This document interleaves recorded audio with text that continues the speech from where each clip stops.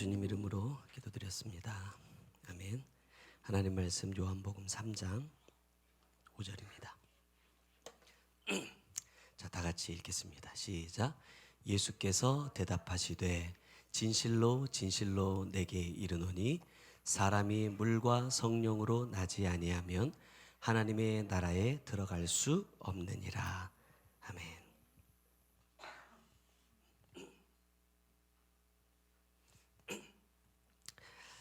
여러분, 말씀이 뭐예요? 말씀. 우리가 들은 게 많아가지고 머릿속에 넣어놓은 게 많아가지고 말씀 그럼 뭐예요? 말씀은 씨다, 말씀은 물이다, 말씀은 예수다. 아마 이런 이야기들이 머릿속으로 떠오르실 겁니다. 그런데 이 말씀이라는 것이 내 머릿속에만 담겨져 있다고 한다면 이 말씀은 뭐가 되느냐? 허상이다. 이 말씀이 실상이 되려면 반드시 내 삶을 통해서 말씀을 이루어야 된다 그래요. 이렇게 예를 들어 볼게요. 성경을 많이 읽었어요. 수십 년을 신앙생활 했어요. 말씀이 머릿속에 있을까요? 없을까요? 있죠. 많이 있을 겁니다. 근데 이 사람이 말씀대로 살지 않아요. 그럼 그 사람을 향해서 우리는 뭐라고 말해요? 예수 믿는 사람이다 이렇게 얘기해요? 교회는 다니는 것 같은데 뭐는 아닌 것 같다 그래요? 예수 믿는 사람은 아닌 것 같다. 내가 그렇게 살 때는 절대 나한테는 안 그러는데 다른 사람한테는 그런 얘기를 참 많이 해요. 신앙생활 하면서 그런 생각 한 번도 안 해봤어요? 저는 목회자니까 큰 교회에서 이제 교구를 맡잖아요. 그러면 매주 출석 체크를 합니다. 그러면 진짜 별별 쓰잘데기 없는 일 때문에 다 결석하는 사람들이 있어요. 그럼 전화하죠. 집사님, 권사님, 이번 주에 무슨 일로 교회 못 오셨어요? 목사님 이래서 못 갔어. 이러고 전화 딱 끊으면서 뭐라 그래? 이것도 권사라고. 제가 그랬다고요. 이래놓고도 집사라고. 제가 그렇게 판단을 많이 했어요. 근데 보면 교회는 분명히 다니긴 다니는데 머리로는 다니고 입으로는 다녀. 삶으로 안 다니는 사람들이 참 많더라고요. 우리는 교회를 다니면 예수를 믿는다고 말하고 있으니까 사람들에게는 그렇게 불릴 수는 있겠지만 주님은 절대로 그렇게 불러주지 않는다 그거예요. 내가 말씀을 알고 예수를 믿는다고 하는 말은 결국 내가 어떤 열매를 맺었느냐에 따라서 그것이 증명이 된다 그래요. 나중에 다시 말씀드리겠지만 우리가 요한복음 16장 8절에 보면 그가 와서 죄에 대해서 의에 대해서 심판에 대하여 세상을 책망하시리라 그래요. 그가 누구죠? 바로 위의 말씀으로 올라가 보면 보혜사라고 되어 있습니다. 보혜사. 자, 우리가 잘 아는 것처럼 보혜사의 뜻이 뭐예요? 돕는 자라는 뜻입니다. 돕는 자. 흔히 말하는 성령이세요. 보혜사 성령이신데 이 보혜사 성령이 하시는 일은 뭐냐면 돕는 일을 한대요. 돕는 일. 자, 이 성령께서 우리를 도우시는데 나는 이 성령을 어떨 때 도움을 요청하죠? 나는 이 보혜사에게 어떨 때 도움을 요청하느냐 이 말이에요. 내가 어떤 문제 때문에 많이 힘들 때, 예를 들어서 물질이 될 수도 있고 건강이 될 수도 있고 사람들과의 관계가 될 수도 있어요. 그럴 때 우리 이렇게 얘기하죠. 주님 도와주세요. 주님 이 문제들이 해결되게 해주세요. 이런 기도를 많이 한다 이 말입니다. 근데 보혜사가 하는 일이 뭐냐? 딱 16장 8절 이렇게 말해요. 죄에 대해서 의에 대해서 심판에 대해서 세상을 뭐 한다? 책망한대요. 세상은 나니까, 나라고 보고. 그렇다면 이 보혜사의 이 돕는다라는 말은 곧 무엇을 의미하는 거예요? 책망한다라는 걸 의미하는 거예요. 성령님은 우리 가운데 오셔서 야, 양 목사 너 지금 뭐가 필요해? 뭐 도와줄까? 뭐 해줬으면 좋겠어? 이렇게 다가오시는 분이 아니라는 거예요. 그것을 목적으로 주님이 승천하시고 보혜사를 우리에게 보내주신 게 아니라는 거예요. 주님이 우리에게 오시는 분명한 목적은 뭐냐면 죄에 대해서, 의에 대해서, 심판에 대해서 책망하신다. 저는 이 말씀을 듣고 이렇게 생각했어요. 내가 죄에 대해서 바르게 알고 있다면 책망받을까? 의가 무엇인지 알고 있다면, 알고 내가 그것을 행하고 있다면 나를 책망하실까? 내가 심판을 준비하는 사람이라면 책망받을 게 있을까? 없어요. 책망하지 않겠죠. 왜? 알아서 잘하는데. 근데 주님께서 이것을 책망하기 위해 보혜사를 보내주셨다는 건 뭐예요? 내가 죄에 대해서도 의에 대해서도 심판에 대해서도 잘 모르고 있다는 거예요. 또 한편으로 생각해 보면 나는 잘 알고 있다라고 하면 보혜사는 우리 가운데 역사하지 않습니다. 왜? 아니까. 분명히 주님 말씀하셨어요. 주님은 누구에게 필요하다? 병든 자에게 필요하다. 내가 그렇게 살지 못했다고 인정하는 사람에게. 내가 병원에 갔어요. 의사가 딱 나한테 그래요. 어디가 아파서 오셨어요? 이렇게 물어볼 때 네가 맞춰봐, 의사잖아.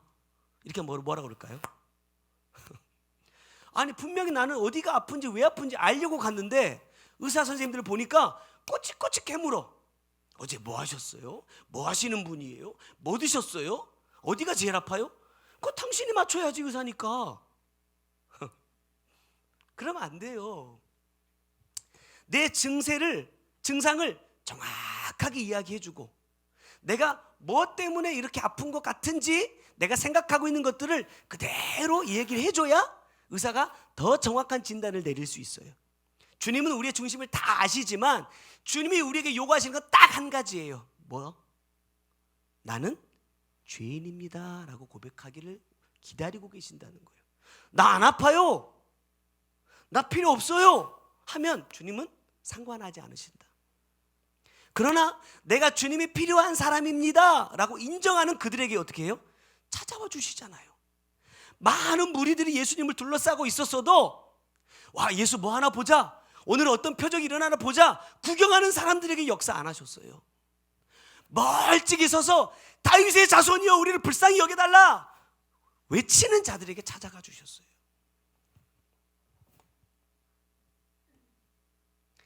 예수님의 사역 중에서 가장 중요한 것이 뭐냐 이렇게 묻는다면 여러분 뭐라고 대답하실 것 같아요? 예수님의 사역 중에서 가장 중요한 거, 십자가 그리고 부활.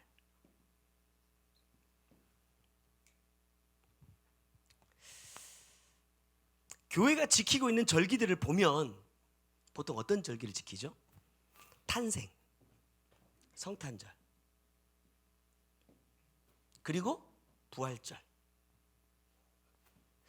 예수님의 사역 중에서 가장 중요한 것이 십자가다 이렇게 말해요.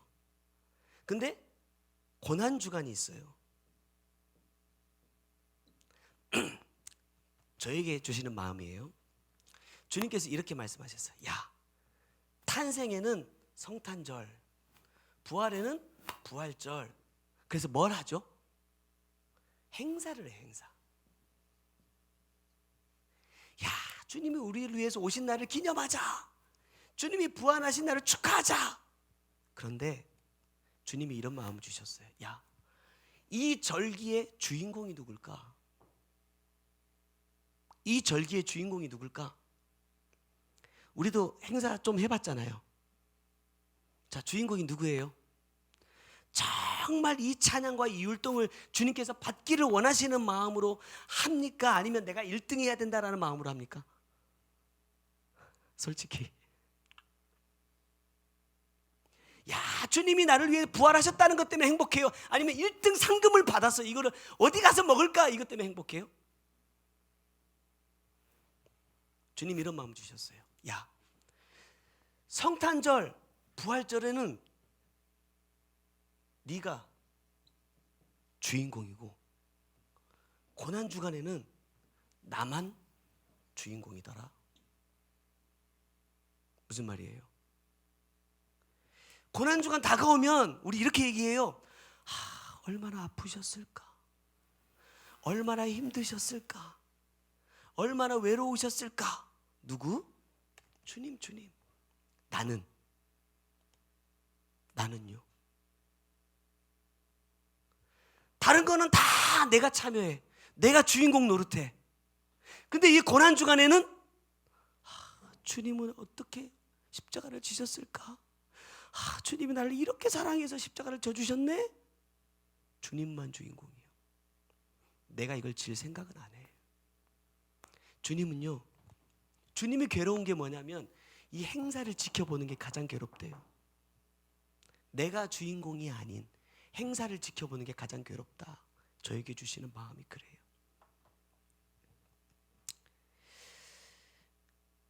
주님의 전체 사역 가운데 33년에 33년 6개월이든 33년이든 가봅시다. 33년의 이 사역 가운데 가장 오랜 시간을 할애한 게 뭐죠? 탄생도 아니고 십자가도 아니고 부활도 아니에요. 이걸 다 해도 사실은 1년도 안 되는 시간이거든요. 이 사이에 뭐가 있냐면 예수 그리스도의 성장 과정이 있습니다. 우리는 이걸 삶이라고 부르죠. 예수님의 전체 사역 가운데 가장 많은 시간과 가장 많은 에너지를 쏟아낸 곳이 어디냐? 삶입니다. 삶. 왜 이 삶이 필요했느냐? 십자가를 이루기 위해서 삶이 필요한 것이죠. 근데 우리는 예수님이 이 삶에는 그렇게 많이 집중하지 않아요. 왜? 십자가가 마치 예수님의 십자가라고 생각하는 것처럼 똑같은 거예요. 예전에 이런 생각을 참 많이 했던 것 같아요. 나는 연약하니까, 나는 부족하니까. 왜 이런 말을 하죠? 내가 삶을 살지 못하는 것에 대해 정당화하기 위함입니다. 주님은 주님이니까, 능력이 있으시니까 삶을 사실 수 있었지만 나는 연약한 인간이기 때문에 예수님처럼 살지 못해. 이게 항상 내 변명이었어요. 그렇다고 한다면 주님이 굳이 이 삶을 우리와 똑같은 육을 입고 사실 필요가 있었을까? 그냥 하나님으로 딱 오셔가지고 33년 동안 같이 계시다가 막 능력도 행하시고 고쳐주시고 다 하시면 안 될까? 왜 굳이 이 육을 입고 오셨을까?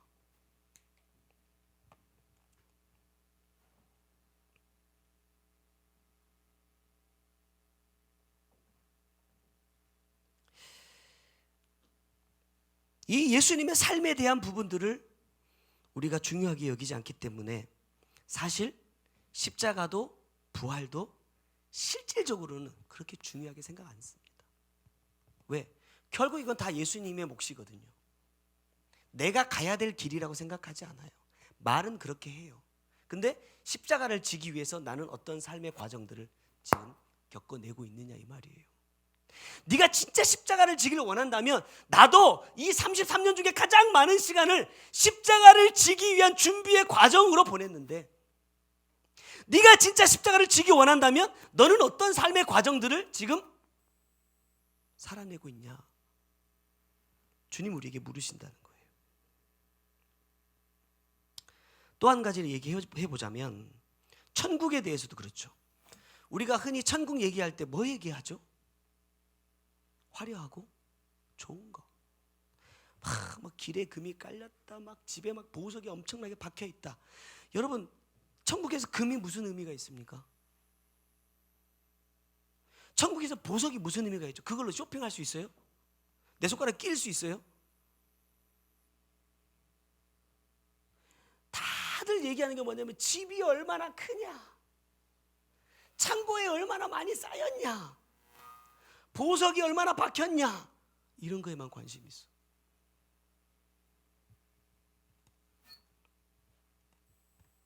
왜 그럴까?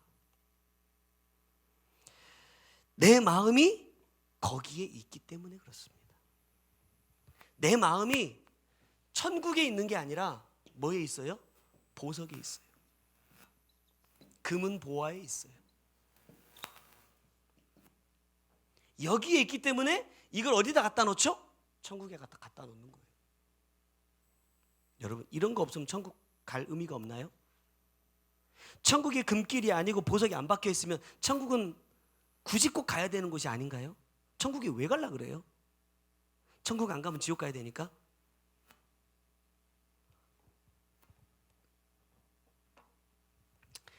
예수 믿으면 너의 육이 잘 된다, 주님이 그렇게 말씀하신 곳이 있습니까? 성경에? 성경 66권 전체에 예수 믿으면 네 육이 잘 될 거야, 네가 엄청 돈 많이 벌어, 이런 말씀하신 곳이 있어요. 로마서 8장 18절에 보니까 생각하건대 현재의 고난은 장차 우리에게 나타날 영광과 비교할 수 없도다. 자, 천국을 소망하면서 가는데 현재는 뭐예요?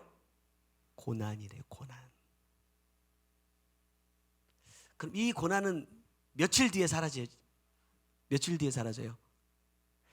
며칠만 참으면 되겠지, 조금 내가 넉넉하게 몇 년만 기다리면 되겠지, 이게 아니라니까요.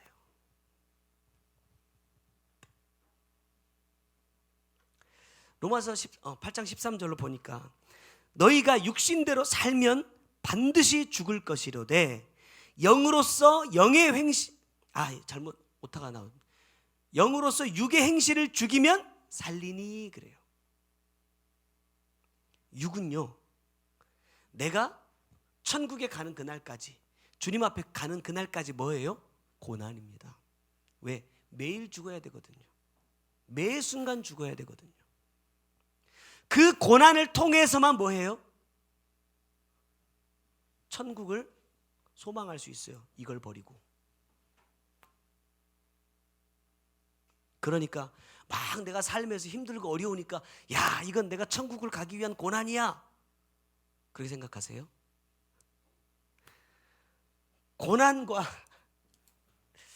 고난과 죄에 대한 보응은 달라요. 달라요. 제가 누누이 말씀드렸지만 지금 내가 당하는 고난은 뭐다? 내가 뿌린 씨다. 내가 뿌린 씨에 대한 결과를 내가 받는 거다. 주님을 위한 고난이요, 아무나 받는 게 아니더라고요.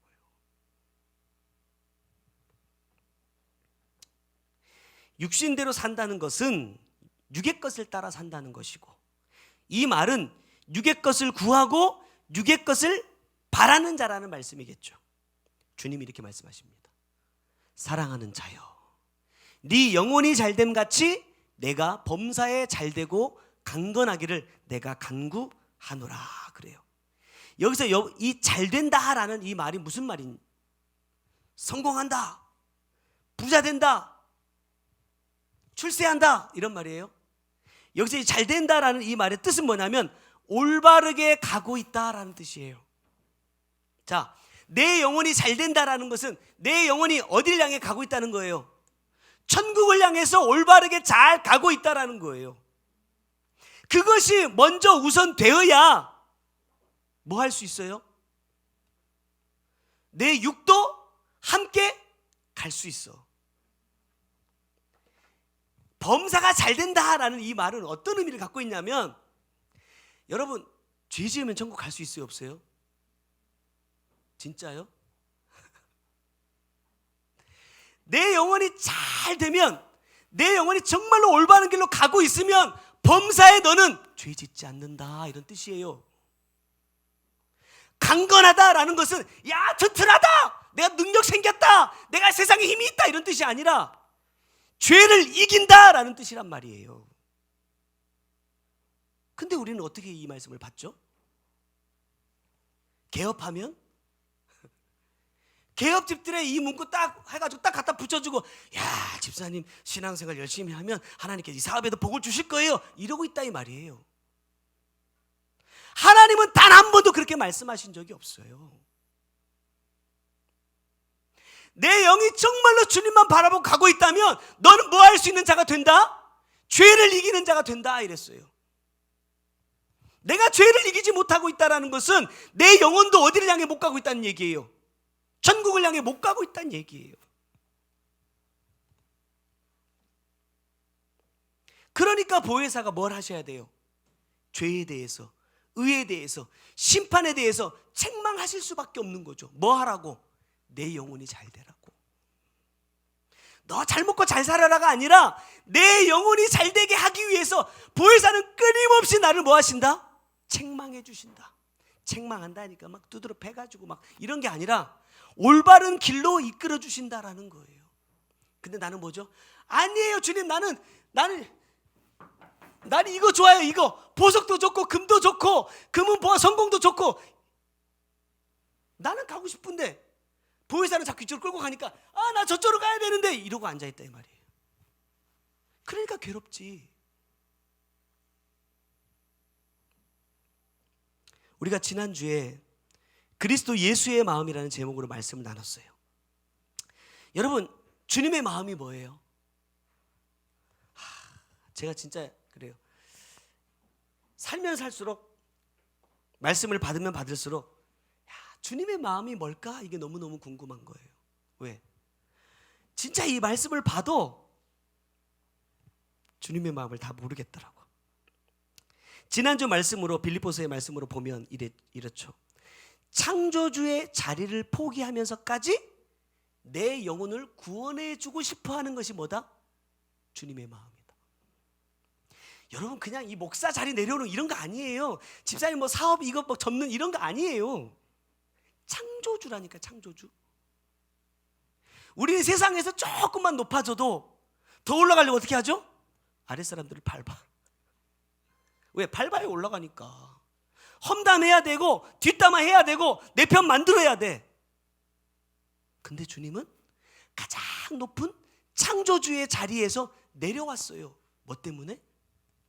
나를 구원하시기 위해서, 나에게 구원의 기회를 주기 위해서 그 한 가지 목적을 가지고 오셨단 말이에요.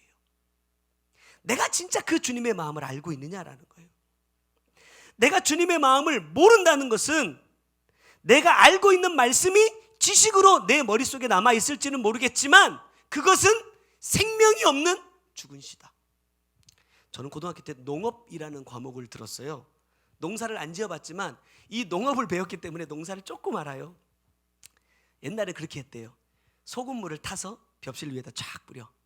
그래서 가라앉으면 알곡이 꽉 찼으니까 요거는 이제 나중에 뿌려도 되고 위에 뜬 것들은 걷어내서 버려야 된다 이래요. 여러분, 지금 내가 간직하고 있는 이 씨, 말씀의 씨는 속에 꽉 차 있는 씨인지 아니면 껍데기만 그럴싸하게 남아있는 씨인지 한번 보세요. 우리가 추수하면서 그렇지만 옛날에는 저는 그런 거 이렇게 도리깨 발로 이렇게 막 이렇게 돌려가지고 막 돌려서 이렇게 터는 거, 그 다음에 옆에서 큰 선풍기 돌려가지고 막 이렇게 키질 해가지고 할 때 보면 뭐예요? 껍데기는요 바람 불면 다 날아가요. 주님 이렇게 말씀하세요. 야, 네가 가지고 있는 그 말씀의 씨가 진짜 알곡인지 껍데기인지는 바람만 불어보면 알 수 있어. 바람 그러니까 와 성령의 바람 이거예요? 네가 의롭다 여기는 네 믿음과 신앙이 실체가 무엇인지 성령께서 책망해 주실 때 내 정체가 드러난다 이 말이에요. 진짜인지 가짜인지. 내가 진정 그것을 알고 있느냐 이 말입니다. 주님이 이런 마음을 주셨어요. 씨를 심지도 않고 열매를 바란다.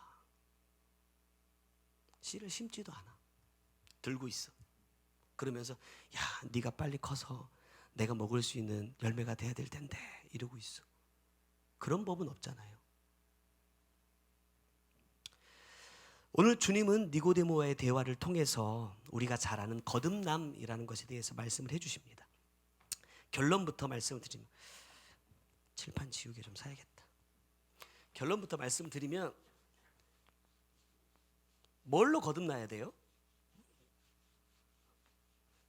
겸아 올라와서 이게 좀 지워.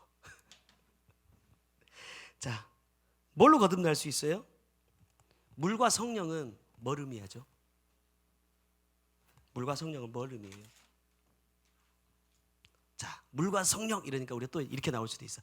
말씀과 삶이다. 이거는 여기에 들어있는 거예요.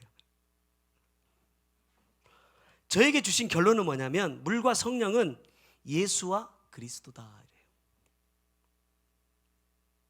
예수하고 그리스도가 달라요? 같아요? 그 사람이 그 사람인가요? 집에서는 아빠, 교회 오면 목사님, 센터 가면 일꾼 이런 것처럼 한 사람인데 그 상황에 따라서 이름만 달리 불러주는 겁니까? 아니에요. 예수와 그리스도는 달라요. 잘 들어보세요. 자, 예수라는 이름의 뜻이 뭐죠? 자기 백성을 그들의 죄에서 구원할 자다 이런 뜻이에요. 자, 이 이름을 누가 붙여줬어요? 아버지가 붙여준 거예요. 마리아한테 딱 오셔가지고 야 네가 잉태할 거야. 그 이름을 예수라 하라 그래요. 그가 이런 일을 할 거야 이렇게 해서. 자, 그럼 그리스도는 무슨 뜻이죠? 기름 부음을 받은 자라는 뜻입니다. 다시 말하면 메시아다 이런 뜻이에요. 자, 그런데 그리스도는 뭘 의미하냐면 예수의 사명을 의미합니다. 사명. 예수의 사명이 뭐냐면 그리스도예요. 자, 왜 이게 다르다고 말하냐면 분명히 하나님께서 예수라는 이름을 주시고 너는 이런 일들을 해야 돼 라고 말씀하셨단 말이에요. 근데 만약에 주님이 안 하셨어. 그럼 그리스도가 될 수 있어요? 없어요? 없어요. 예수는 처음 오시면서부터 예수 그리스도로 오신 게 아니라니까요. 성경도 보세요. 바울 같은 경우도 이렇게 해요. 처음에는 예수 그리스도 이렇게 부르다가 어느 순간 뭐라고 부르느냐? 그리스도 예수라고 불러요. 달라요. 하나님이 나를 택하시고 택하셨다. 또 뭐예요? 예정하시고 부르셨어요. 뭘? 분명한 목적을 가지고 나를 택하시고 예정하시고 불러주셨어요. 근데 내가 그 목적을 이루지 않는다. 예를 들면 예수가 십자가를 지지 않는다. 부활할 수 있어요? 그리스도가 될 수 있어요? 없어요. 그건 하나님이 스스로 자기의 말씀의 원리를 깨는 거예요. 내가 아무리 택하심을 받고 예정과 부르심을 입었다 하더라도 그 부르심의 목적을 이루는 삶이 안 되면 뭐예요? 부활은 없어요. 내 부활도 없다고. 내 부활.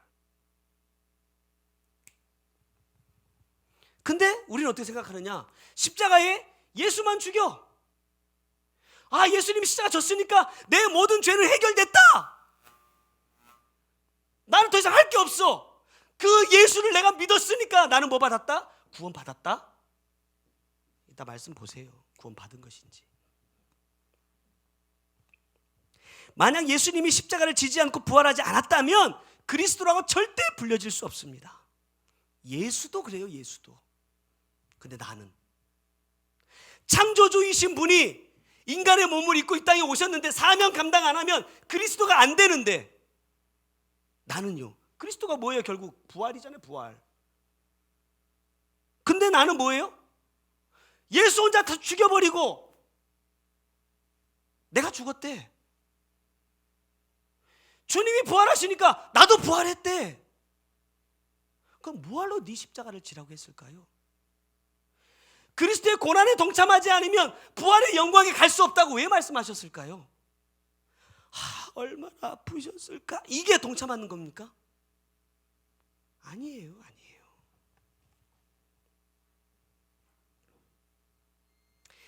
예수는 말씀으로 오셨고 말씀대로 사셨고 말씀대로 죽으셨고 말씀대로 부활하셨어요.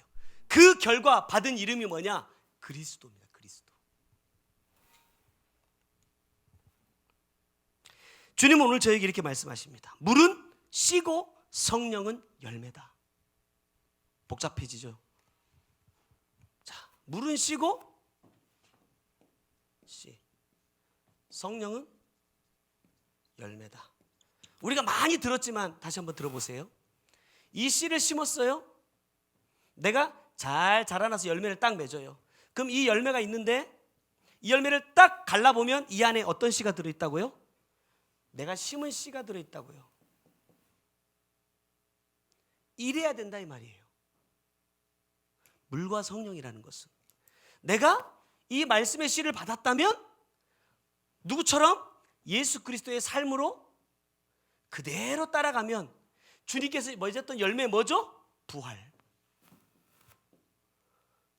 예수님이 부활의 첫 열매니까 나도 그 다음 열매가 될 수 있다 이 말이에요. 뭐만 하면 주님께서 내게 주신 씨를 그대로 심고 이 삶의 과정을 통해서 열매 맺으면.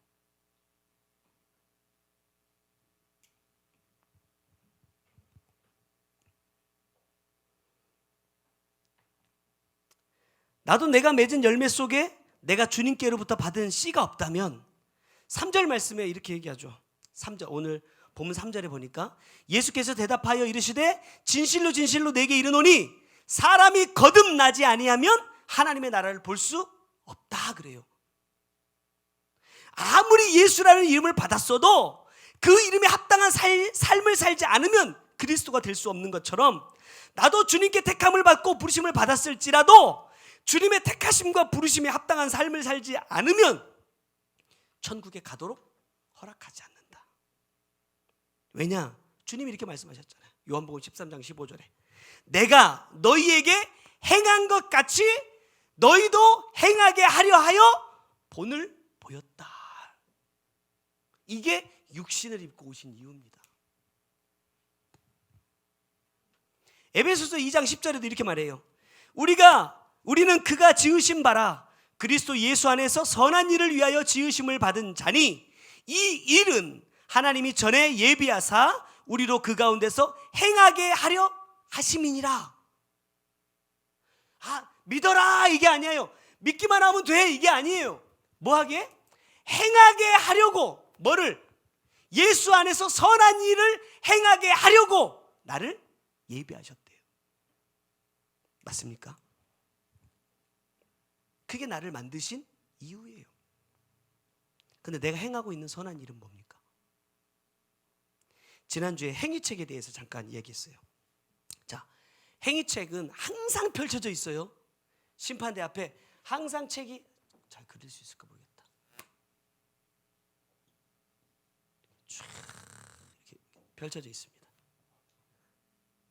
자, 행위책이라 하니까 이렇게 생각했어요. 내가 행한 것, 삶에서 행함으로 나타난 것만 기록된다 이렇게 생각했어요. 맞아요, 틀려요? 근데 이 행위책에 뭐가 기록되느냐? 내 생각도 내 마음도 기록된대요. 자, 그래서 주님이 이렇게 말씀하셨죠. 마태복음 5장 28절에 나는 너희에게 이르노니 음욕을 품고 여자를 보는 자마다 마음에 이미 뭐했다? 간음했다. 그러니까 내가 입으로만 하는 말이 나 말이라 생각하겠지만 주님이 이렇게 말씀해요. 야, 생각의 말도 있고 마음의 말도 있어.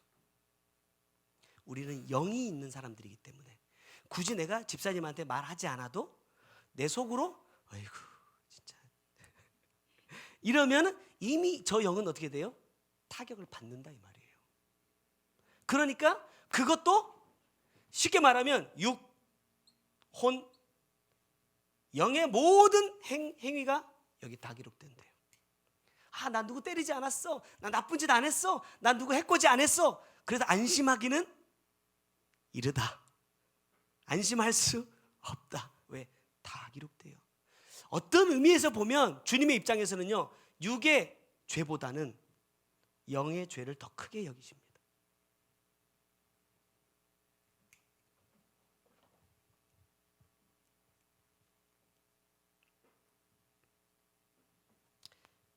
제가 12월쯤 해가지고 임직식이라고 하기는 좀 그렇고 직분자 임명을 좀 해볼까 처음으로 그래 생각을 하고 있어요. 사실 보면은 우리가 수개월째 같이 예배를 드리고 있지만 저분이 집사님인지 권사님인지 장로님인지 잘 모르고 저분 성함은 도대체 뭐대? 아마 서로 그럴 거예요. 그래서 임명장을 드려야 될지 아니면 무슨 호명만 해야 될지 제가 이제 기도로 준비는 하고 있습니다. 근데 중요한 것은 뭐냐면 내가 목사냐 장로냐가 중요한 게 아니고 주님이 나를 그렇게 불러주시느냐가 인정해 주시느냐가 중요하죠. 전 목사거든요. 근데 제가 주님을 만날 때 한 번도 주님은 저를 양목사야 이렇게 불러주신 적이 없어요.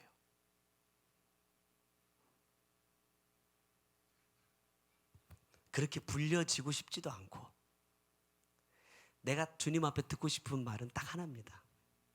뭘까요? 사랑하는 종아, 이거예요. 목사, 장로, 이게 하나님이 세워주신 직분인가요? 누가 만들었어요 이거? 성경 안에 기록되어 있죠. 그러니까 하나님이 주셨네 생각할 수 있어요. 근데 가서 자세히 보면 초대교회를 조직하면서 만들어낸 이름들입니다. 직분들이에요. 우리가 주님 앞에 서면 주님 우리를 어떻게 불러주실까요? 우리를 부를 이름 딱 하나예요. 뭐예요? 성도입니다. 성도. 다른 집사야 목사 이렇게 안 불러주신다니까요. 그리고 제 이름 양광영 이렇게도 불러주시지도 않아요. 성도라고만 불러주십니다. 그게 주님이 우리에게 주신 이름이에요.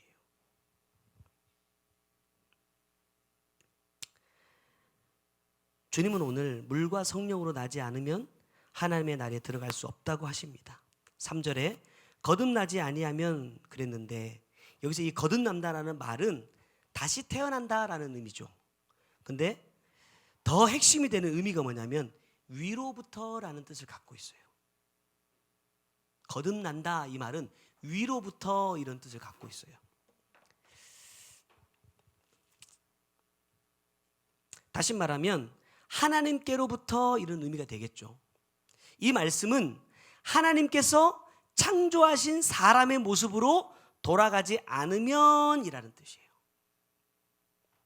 자, 거듭나지 아니하면 하나님 나라를 볼 수 없다는데 하나님의 나라를 보려면 뭐 해야 되느냐? 하나님이 처음에 창조해 주신 사람의 모습으로 돌아가야 된다. 에덴의 동산에 누가 살고 있었어요? 아담과 누구요? 하와? 성경 잘 보세요. 하와가 에덴 동산에 살고 있었어요? 성경에 보면 여자입니다, 여자. 언제 하와가 됐죠? 죄를 범하고 쫓겨날 때 하와가 됐어요. 어쨌든 자, 아담과 하와가 살았습니다. 사람이기 때문에 살 수 있었어요. 근데 이 사람들이 뭐 하죠? 죄를 지어요. 죄를 지으니까 성경에 뭐가 죽었다 이렇게 말해요? 영이 죽어요, 영이. 성경에 주님은 분명히 죽는다 그랬어요. 마귀는 안 죽는다 그랬고요. 근데 아담과 하와가 죽었어요, 안 죽었어요? 죽었다고도 할 수 있고 안 죽었다고도 할 수 있는데 뭐는 안 죽었느냐? 육은 안 죽었어요. 그래서 주님은 육에 관심이 없습니다. 뱀의 관심은 육이에요. 왜? 육이 살아야 영이 죽으니까. 영이 죽었다 이렇게 얘기했어요. 자, 영이 죽었다라는 건 뭘 의미하죠? 영이 이렇게 죽어버렸다? 영은 절대 죽지 않습니다. 왜? 하나님의 영이기 때문에. 영은 절대 죽지 않아요. 근데 왜 성경은 죽었다라고 표현했을까? 나중에 창세기 6장으로 거슬러 넘어가 보면 이렇게 표현하죠. 떠났다. 하나님의 영이 내게서 떠난 것을 뭐라고 표현합니까? 죽었다. 왜? 나중에 계시로 넘어가 보세요. 2번 죽는다 이렇게 표현하죠. 2번 죽는 게 뭐를 의미해요? 지옥 가는 걸 의미하죠. 하나님의 영이 떠나면 죽는데 어디에서 영원히 죽는다? 지옥에서 영원히 죽는다 이 말이에요. 그래서 주님은 이 죽어버린 하나님의 영을 회복시켜주기 위해 이 땅에 오신 겁니다. 그래서 주님은 왜 거듭나야 된다, 그래야만 하나님의 나라를 볼 수 있다, 에덴 동산으로 다시 돌아갈 수 있다라고 말씀하시냐면, 이 죽어버렸던 떠나버렸던 하나님의 영이 다시 돌아와야 처음에 하나님께서 범죄하기 전에 만들어 놓으신 그 사람의 모습으로 돌아가기 때문이다 이 말이에요. 그 모습이 되지 않으면 어느 누구도 천국을 볼 수도 없고 오늘 본문 말씀에 갈 수도 없어요.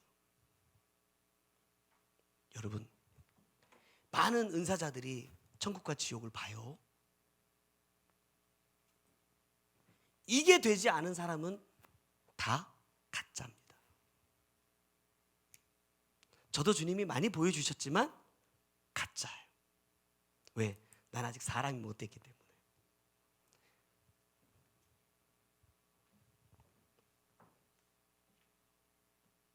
하나님의 영이 떠나니까 그때부터 사람을 뭐라고 부르느냐? 육체라고 부르죠. 이 육체는 뭐예요? 짐승이라는 뜻입니다. 짐승. 여러분, 짐승은 천국 못 가요. 그래서 이 떠나버렸던 하나님의 영이 회복되지 못하면 나도 어디 못 가? 천국 못 가요. 왜? 짐승이기 때문에.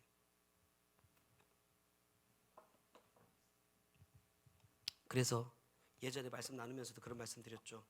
하나님이 심판하신 것은 누구다?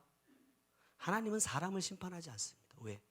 사람은 하나님의 영이 있다라는 거예요. 절대로 하나님은 당신의 영을 가지고 있는 사람을 심판하지 않아요. 누구? 짐승. 하나님의 영이 떠나버린 짐승들을 심판하시는 겁니다. 그게 노아의 홍수죠. 오늘 본문 6절에도 보면 육으로 난 것은 육이요 영으로 난 것은 영이다 그래요. 나는 뭘로 났죠? 분명히 영으로 났는데 내가 낳고 있는 건 뭐예요? 분명히 내가 이 땅에 태어날 수 있었던 것은 하나님의 영을 내 안에 불어넣어 주셨기 때문에 내가 태어난 것인데, 내가 낳고 있는 건 뭐냐 이 말이에요. 내가 낳고 있는 것은, 내가 영이면 뭘 낳죠? 영을 낳고, 내가 육이면 육을 낳는데요. 지난주에 갑자기 사람들이 이런 말을 하더라고요. 우림이랑 목사님이 진짜 똑같아요. 어떻게 이렇게 똑같은 얘기가 나올 수 있죠? 이랬는데 그렇게 나와버렸더라고요. 내가 영으로 낳은 게 아니라 많은 육으로 나와버렸더라고요. 그래서 주님은 거듭나야 한다. 위로부터 너에게 불어넣어 주신 영을 가진 사람으로 회복해야만 한다고 말씀하고 있는 겁니다. 그것을 이루려면 뭐가 있어야 되느냐? 물과 성령. 다시 말하면 씨와 열매가 있어야 돼요. 씨를 받았고 열매를 맺으려면 가장 중요한 것보다 삶이다. 삶. 내가 말씀을 받았다면 나도 그렇게 행하게 하려 하여 예수님이 몸소 보여주신 삶을 살 때 주님이 맺으신 열매와 똑같은 열매를 나도 맺을 수 있는 거예요. 다른 길로 가면 다른 열매를 맺습니다. 어디까지 따라가야 돼요? 십자가까지 따라가서 죽기만 하면 부활은 주님이 해주시는 겁니다. 바울은요, 이 부활에 이르기 위해서 이렇게 했어요. 말씀이 좀 길지만 에베소 3장 7절에서 9절까지 보니까 한번 보시겠습니까? 그러나 무엇이든지 내게 유익하던 것을 내가 그리스도를 위하여 다 해로 여길 뿐더러 또한 모든 것을 해로 여김은 내 주 그리스도 예수를 아는 지식이 가장 고상하기 때문이라. 내가 그를 위하여 모든 것을 잃어버리고 배설물로 여김은 그리스도를 얻고, 그리스도를 얻는다는 건 십자가에 죽는다는 거예요. 그 안에서 발견되려 함이니 내가 가진 의는 율법에서 난 것이 아니요 곧 믿음으로 하나님께로부터 난 의라 하면서 10절부터 내가 그리스도와 그 부활의 권능과 그 고난의 참여함을 알고자 하여 그의 죽으심을 본받아 어떻게 해서든지 죽은 자 가운데서 부활에 이르려 하노니 내가 이미 얻었다 함도 아니요 온전히 이루었다 함도 아니라 오직 내가 그리스도 예수께 잡힌 바 된 그것을 잡으려고 달려가노라 그래요. 여러분, 바울은 어떤 의미에서 보면 그리스도의 죽으심을 본받은 사람입니다. 그래서 이제 남은 것이 뭐밖에 없어요? 부활. 그 부활에 이르기 위해서 내가 모든 것을 다 배설물로 여기고 버렸다 이렇게 말해요. 근데 그 바울이 뭐라고 말하느냐? 내가 이미 얻었다 함이 아니다 이래요. 내 부활이, 내 구원이 온전히 이루어진 게 아니다 이렇게 말해요. 이 뒤로 가보면 계속해서 반복해서 말합니다. 근데 구원 받았어요?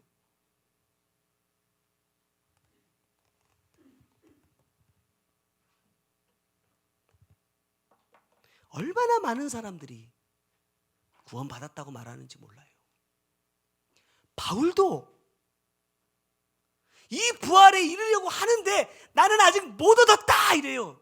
아직 완성된 것이 아니다. 3장 13절부터 또 넘어가 보세요. 또 반복해서 또 얘기합니다.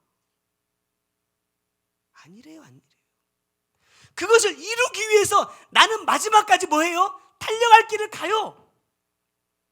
그 길을 마칠 때까지는 이루어진 것이 아니다라고 말한다 이 말입니다. 근데 다 십자가에 죽었다고 말하고 다 부활했다고 말하고 다 구원받았다고 말하니까 염려가 있어야지, 걱정이 있어야지, 회개할 일이 있어야지. 다 끝났으니까. 회개 안 해도 구원받았으니까 천국 갈 수 있고 십자가를 안 져도 구원받았으니까 아무 문제가 없는 거예요. 성경 어디에 그렇게 말해요?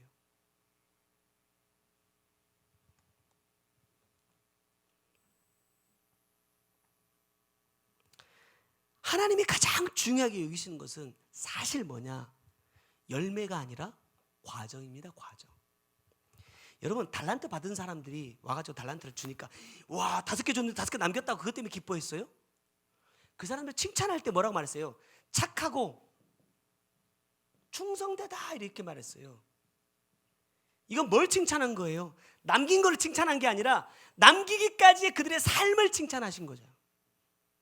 야, 네가 5을 남기기 위해서 이렇게 애를 썼구나, 이렇게 수고했구나를 말씀하신 거 아니에요? 다 구원 받았는데 이게 왜 필요합니까?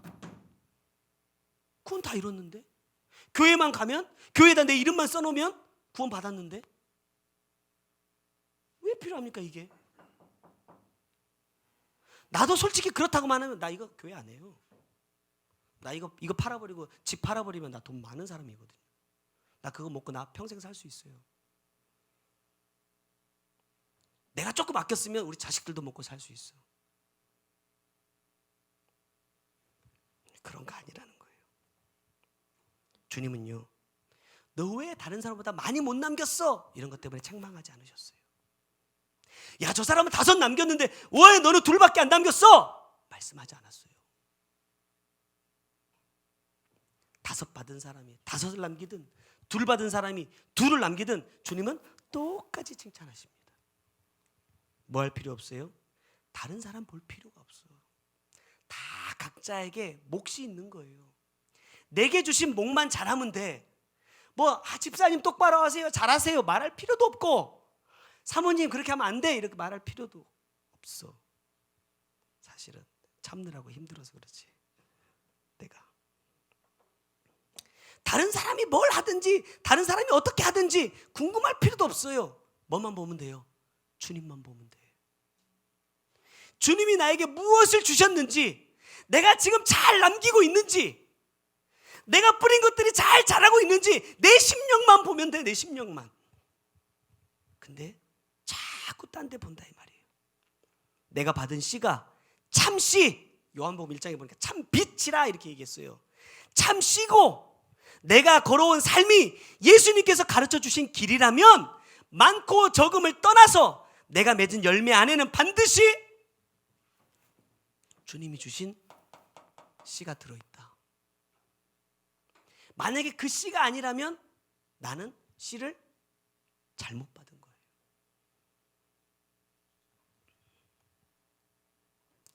지난 한 주 동안 말씀을 들으면서 그런 말씀하셨어요. 변질, 혼합, 접붙이는 거, 접붙인다. 우리는 더 좋은 열매를 맺기 위해서 사실 접을 붙이는 거거든요. 주님께서 이거 굉장히 싫어하십니다. 자, 삭개오 이야기 보면 삭개오가 어디 올라가죠? 요즘 성경에는 돌 무화과 나무라고 되어 있어요. 언젠가 우리 교회에서 내가 한번 말씀 나눈 적이 있는데 돌 무화과 나무가 의미하는 게 뭐죠? 우리가 보통 과일들 앞에 돌이 들어가는 거는 어떤 거예요? 맛이 없어요. 모양도 형편없어. 그래서 품종을 계속해서 개량해서 좋은 것들을 만들어내죠. 삭개하고 올라간 이 돌 무화과 나무는요, 어떤 의미를 갖고 있냐면 하나님께서 창조해 주신 일에 변질되지 않은 것을 말합니다. 하나님이 주신 그대로를 유지하고 있는 것을 의미해요. 무화과는 뭘 상징해요? 이스라엘 상징하죠. 하나님이 지금 만나기 원하시는 사람, 하나님께 지금 찾으시는 사람은 뭐예요? 내가 보기에 더 좋은 사람이 되기 위해서 노력하는 것이 아니라 하나님께서 만들어주신 그대로의 사람, 하나님의 영을 죽이지 않고 간직하고 있는 그 사람을 만나기 위해 오신다는 거예요. 더 좋은 거, 더 막 때깔이 좋고 크기가 더 예쁘고 더 달고 이런 거에 주님 관심 없어요. 그건 우리의 관심이지. 주님은 내가 준 거, 내가 준 거. 여러분 이사야에서 포도원에도 뭐라고 해요? 최상품 포도를 분명히 심었는데 왜 이렇게 형편없는 것들이 맺혀졌냐 이렇게 말씀하세요. 다른 거 관심 없어요. 내가 준 것과 똑같은 것만 주님은 찾으세요. 내가 어떠냐 이 말이에요. 내가 지금 받고 있는 이 씨가 변질되지 않은 주님이 주시는 그대로의 그 씨인지, 아니면 그런 씨를 받았지만 내 생각 속에서, 내 마음 속에서 이 씨가 변질되고 혼합되고 있지는 않은지 한번 돌이켜보세요. 그래서 제가 지난주 한 주 일하면서 진짜 주구장창 뭐만 했냐? 회개만 해서 회개. 일을 하면서도 회개, 밥을 먹으면서도 회개하고, 말씀을 들으면서도 회개하고, 우리 가족들을 생각하면서도 회개하고.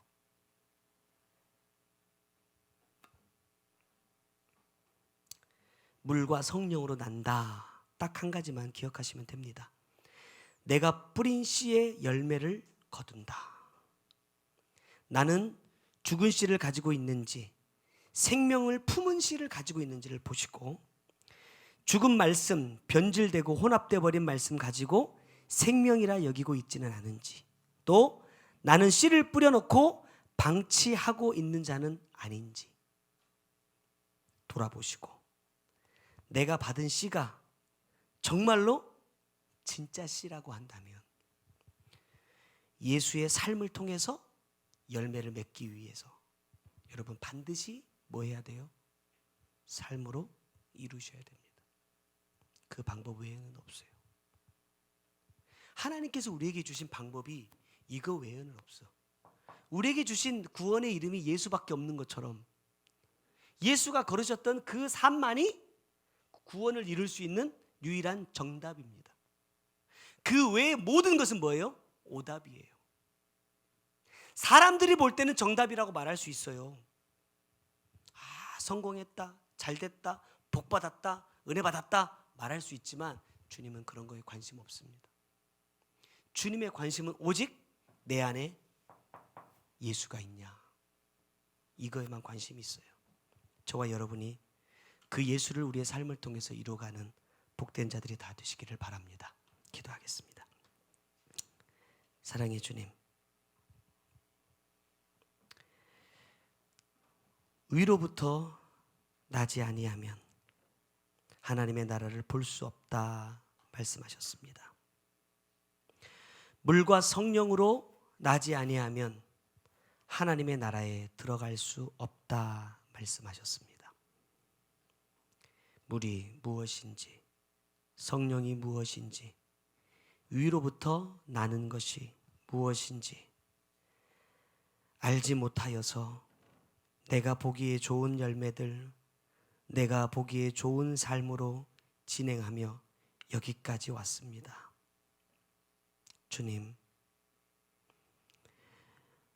내 짧은 신앙의 삶을 되돌아보더라도 주님을 기쁘시게 하고 주님을 만족시켜 드렸던 때보다 내가 기쁘고 내가 즐겁고 내가 만족하는 신앙생활을 해왔던 때가 훨씬 더 많았음을 주님 앞에 고백합니다. 이제 거듭나야 된다 말씀하십니다. 이제 그 죄악된 삶에서 돌이켜야 된다 주님 말씀해 주십니다.